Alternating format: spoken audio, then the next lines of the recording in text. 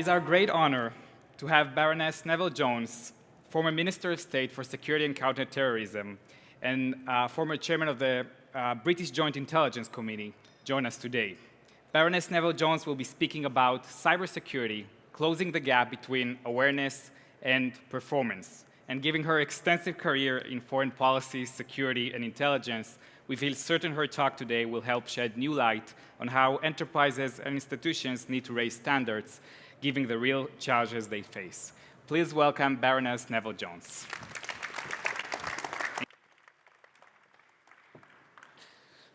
Well, good evening, everyone. I think I'm number 6 on your program, and I apologize for jumping the queue.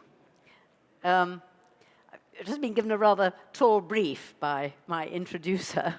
I'm in fact going to do one thing, which is actually to talk about what I perceive as being the widening gap between the awareness of the threat and what we're actually doing about it. Now, Matthew Gould, as I came in, was finishing what he was saying about the government's efforts in this field. And it undoubtedly has led the way in this country to push along a higher level of cybersecurity. And I must say that, having been in government, of course, you expect me to praise it, but I'm equally quite critical. But I do think cyber is an area where the government on the whole has done a good job. And in a sense, having provided the leadership, I think is entitled to expect a good deal of performance. And I want to talk about what I think the rest of us, particularly I think the private sector, I mean you can talk about individuals too, but I'm going to focus on the private sector, can and should be doing to make ourselves more secure. But the truth is that government can go on giving us advice and setting up national centres and doing good things, but it'll all be to no avail unless we actually respond and use the facilities that are being made available. And I don't think, I have to say, that as things stand, the response is what it could and should be. I mean, all the indicators show that there is a widening gap between the threat and the mitigation that's being put in place, which unavoidably, of course, results in an increasing level of risk. Because if you look at the UK data stats, for instance, on breaches, they tell a story. The number of recorded data breaches in 2014 rose by 23% as compared with the previous year. In the same period, 5 out of 6 companies with more than 2,500 employees, which ranks as a small to a medium-sized company, 40% of those, 5 out of 6 of those were attacked, which represented a 40% increase over the previous year. And the figures for smaller companies, SMEs, was only slightly lower. And of course, I think that figure is likely to increase because SMEs are certainly a target. They have valuable assets. Mega breaches, the loss of more than 10 million records, also reached a new high. And I don't think, I have to say, that when the figures come out, that for 2015, and we're already in 2016, that actually the record will be any better. I mean, I think we've every reason to suppose that actually the discrepancy will have got even greater. Vicky was talking about phishing and the economists being particularly subject to phishing. And it's interesting that the studies show that different types of companies are susceptible to different types of attack. And that tells us, I think, that even if we're not paying much attention to the criminals, they are most certainly increasing their professional interest in how about going about the best way to attack us. And undoubtedly, attack is becoming more specialized and more directly pointed at what they perceive as being the susceptibilities of different types of business. Now, it's not all breaches, of course, have serious consequences, but some of them, on the other hand, most certainly do have. And I don't need an audience of this kind, actually, to spell them out. But the costs are increasing. Not only obviously direct costs, but also opportunity costs, and often then slow recovery. And the estimates that are put about of the cost to the legitimate economy, of the way in which the international black economy preys on it, now run into trillions of dollars. And we are, I think, at the moment losing the battle. Now, the UK has been at, I think, cybersecurity seriously for 7 or 8 years. And you might say, well, that's not very long.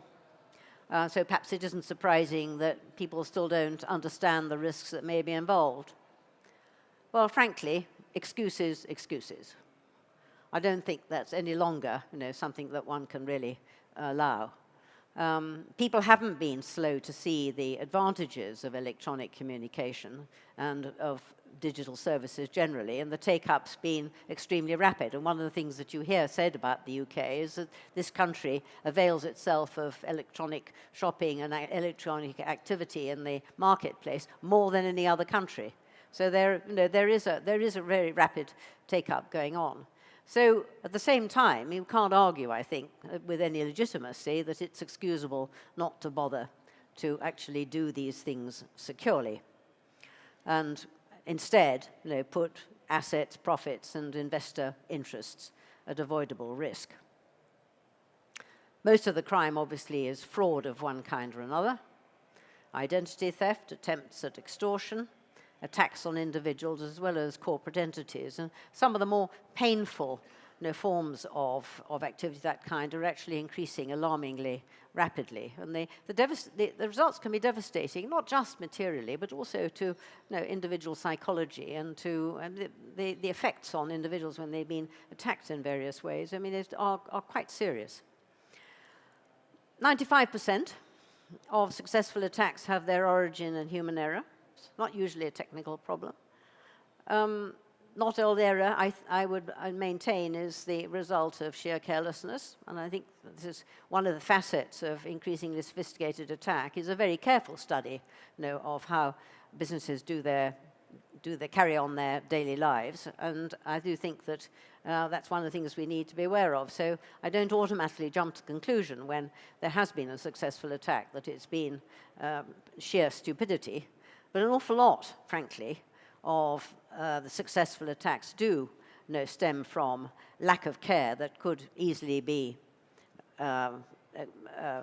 improved by appropriate company culture. Exactly what Vicky was just for a moment talking about when she was talking about the insider threat.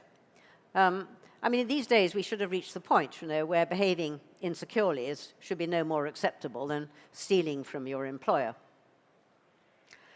I think it's fair to say that law enforcement agencies were slow to organize themselves to tackle cybercrime, and it's only now that the hitherto, I think, rather piecemeal structures in the law enforcement area are assuming a joined-up form, and people know where to go to report cybercrime. And there's still a high level of unawareness about what you are able to do.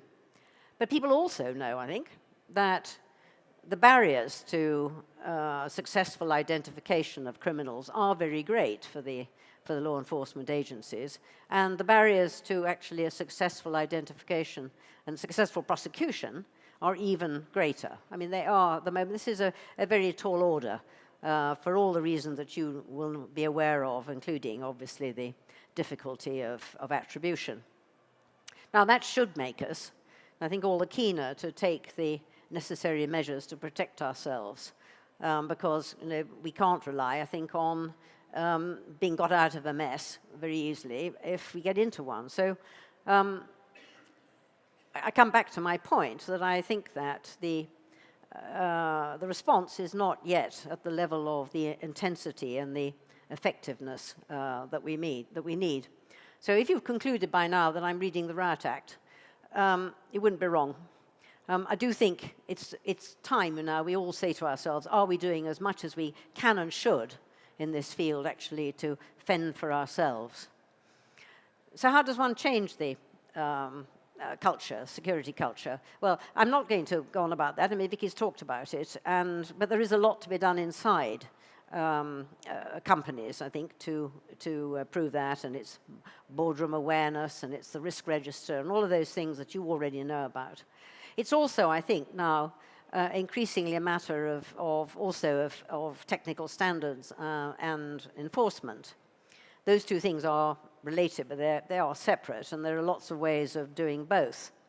The task of standard setting, which I think is essential, has largely been so far a cooperative exercise between government, private sector, and standard issuing bodies, with the private sector having a big say.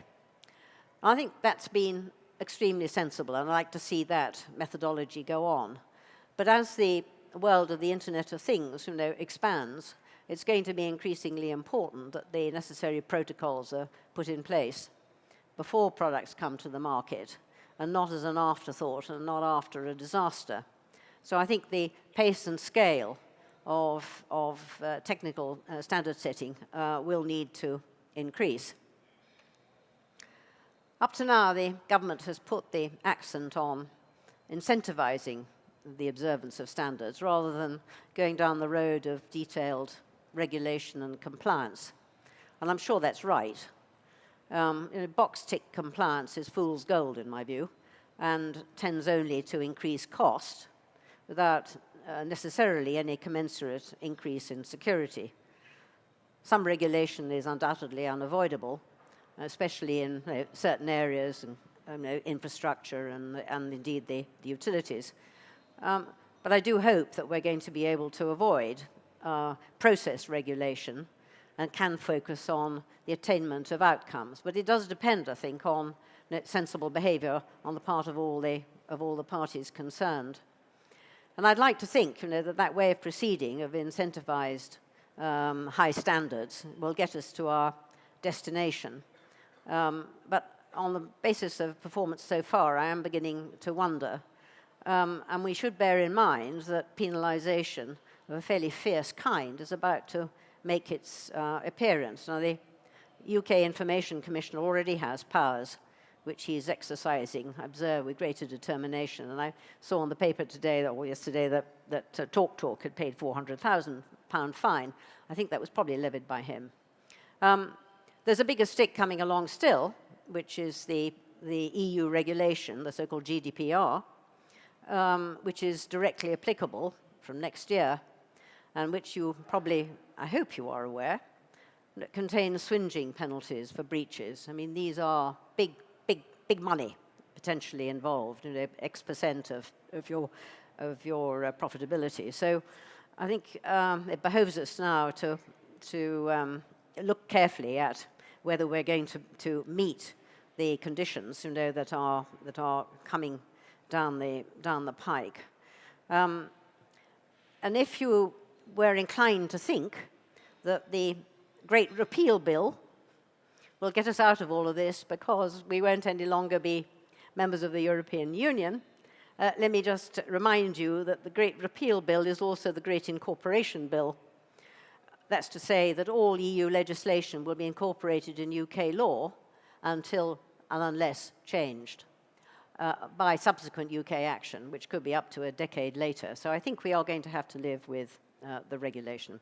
So to conclude, ladies and gentlemen, I think the last thing I think we need now, particularly with the potential headwinds of things like Brexit, is a spate of prosecutions sending out the signal that this country is not so safe for good investment. So I very much hope, that we can actually band together and get our performance up. As I say, policy can do so much, and the rest is up to implementation. And I do think we can do it.